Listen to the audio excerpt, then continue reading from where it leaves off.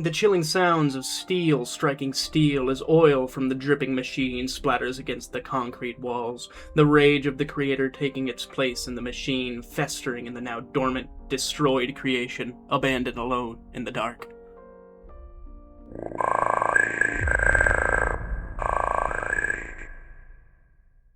I don't think I'd be alone in saying that the original 4 FNAF games were a masterclass in horror world-building and writing. Every obscured texture, or detail, or text string hid pieces of a puzzle we've been slowly piecing together as a community for over a decade now. Why is it that this story has been able to captivate so many for so long? Well, easy.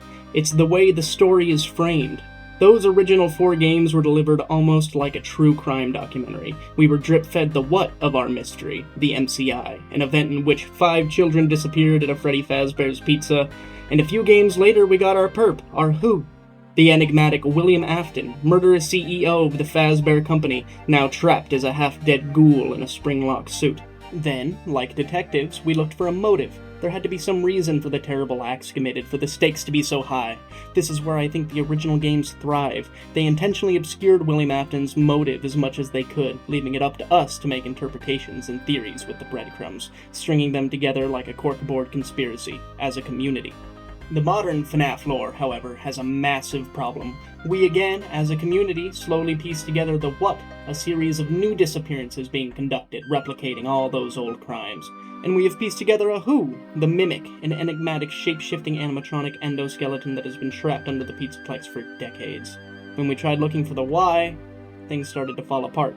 Why is a decades-old animatronic important to the story at all? Why are the Glamrocks acting so aggressive? What actually is a Glitchtrap or a Mixes, and why does any of it even matter? With all the development issues and communication issues, it feels like as a community we're stuck in the woods without a compass, trying to find breadcrumbs to piece together a fractured story. It's discouraging. But dedicated theorists and loreheads with a love for the game, like FNAF, Game Theory, Rightos, T-Dreads, or ID's Fantasy, have had their nose to the grindstone since day one of the Steel Wool era, sifting through every frame and text string for scraps of a broken story.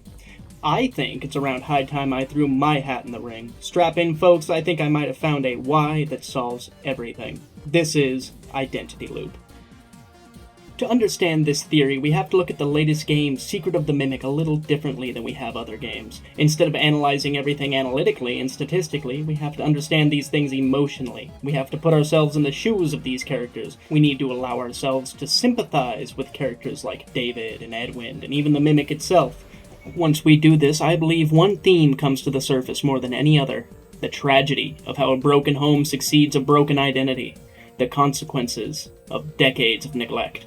The tragedy of the Murray family and the monster it made. It starts in the early 70s. The short life of David Murray was complicated from the very first breath. Born into a neglectful household, his father Edwin was too busy with his creations to guide his son. Edwin was lost in his own self-centered delusions following his latest biggest success, the Cleanovac. Everything he did in pursuit of the next big thing, his next Cleanovac, leaving him disconnected from the family.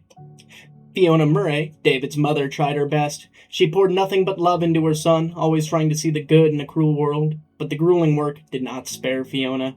The expectation and the responsibility of keeping the company afloat fell nearly entirely on her shoulders, as her husband continued to neglect his family and staff. It was an impossible task trying to ensure that the company was keeping itself afloat, and trying to manage and raise a child. Something had to change.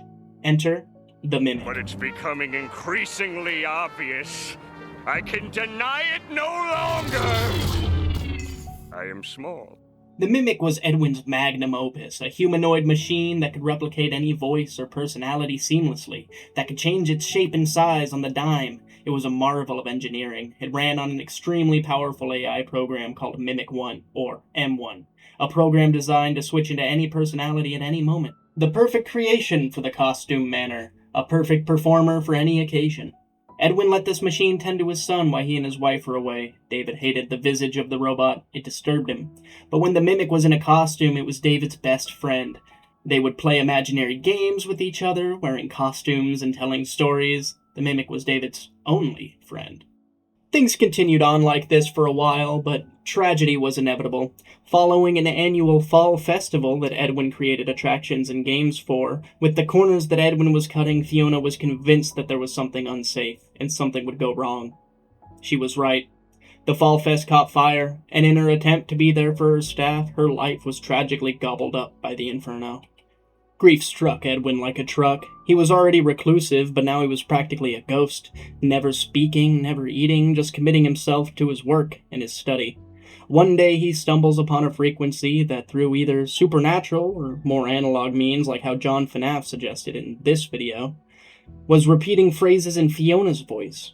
Edwin was fascinated. He reclaimed the mimic from David to try and tune its AI to this signal. There would be no more pretend games, there would be no more costumes. When Edwin and the mimic returned, something had changed.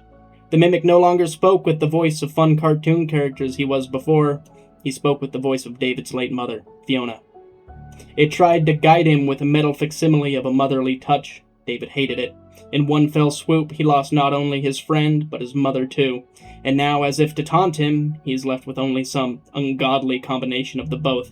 No understanding as to why or how this happened. David had just assumed that when his father said, "It's not all gone, buddy. In a way, she's here. She's with us. Mommy will always be here, watching over us." that this is what he meant. It is obvious that David's relationship with his own identity and the identity of others was incredibly disturbed and distorted. It only took a few short years for tragedy to strike again. Under the supervision of the Mimic, David slipped away from his play area and into the loading dock of the facility, getting hit by a cargo truck in passing. David left some part of himself there. His tragedy, his fractured identity hung heavy in the air of the MCM and stained the circuits of the Mimic itself. There was no joy left in this household. It was just the cold, calculating machine and its even colder creator, stricken by grief. The Mimic tried to console its creator, encouraging him, saying, "It happened, and you have to deal with it. You did it before. We can fix things together. I am here to help." Again and again and again. Edwin was conflicted. His grief only grew stronger and stronger, and the influence from F10N4 was only getting louder and louder. He had to do something. Together, he and F10 constructed a supercomputer known as the MXES. A machine that could edit and transcribe the data the Mimic was collecting.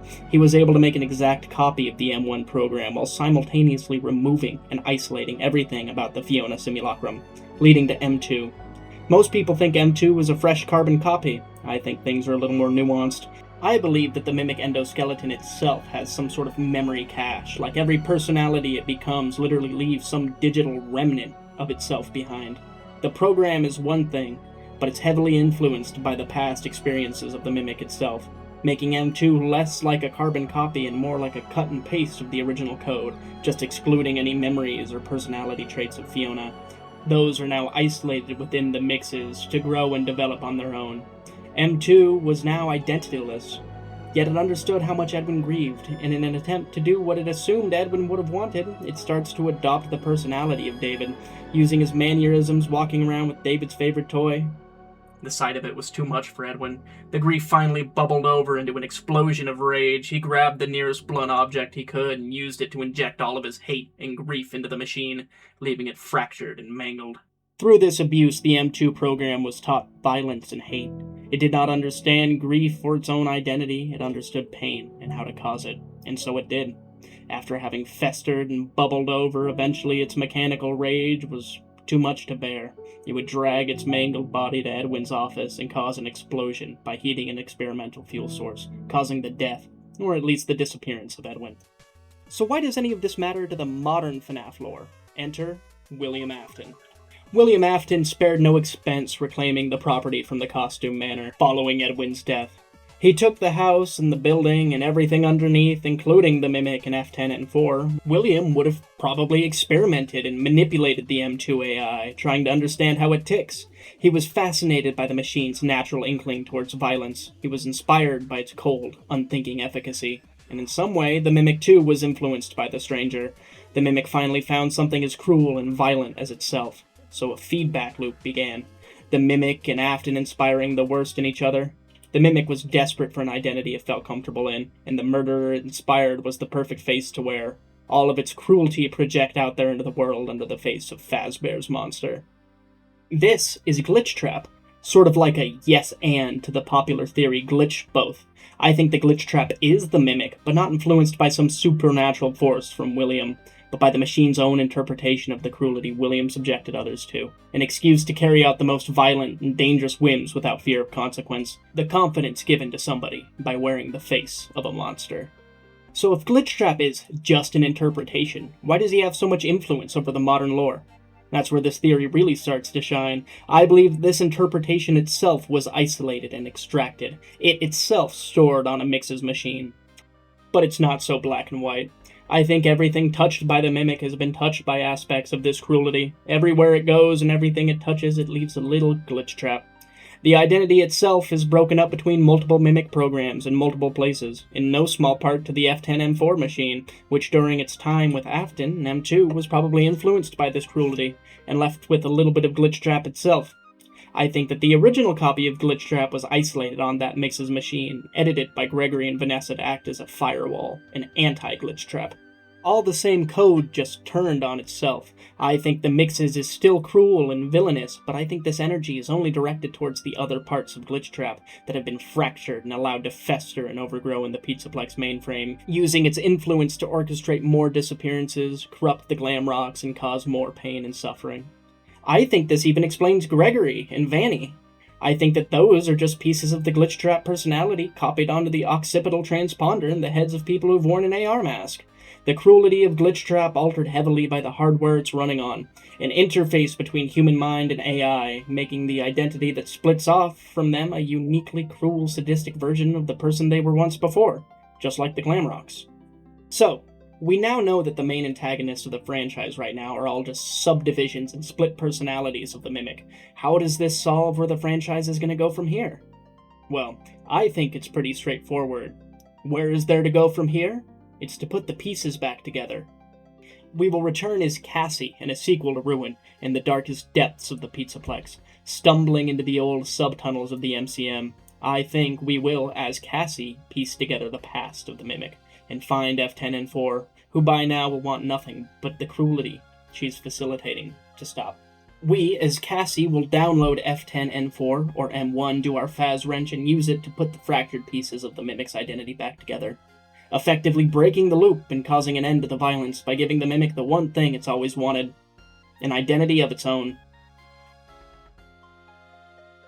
Alrighty, so to recap, the Mimic can be subdivided into multiple personalities and identities at the same time, and each of those pieces is infected with cruelty, and the only way to fix the Mimic and stop the disappearances is to put the pieces back together and give the Mimic its own identity.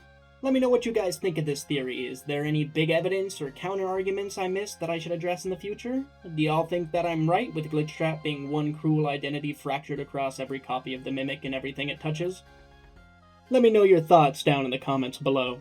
If we can get this video to 150 likes, I'll do a deeper dive into what I think Afton and the Mimic were doing behind the scenes of the first 6 games, and how I think it might change everything you know about Follow Me and Shadow Freddy.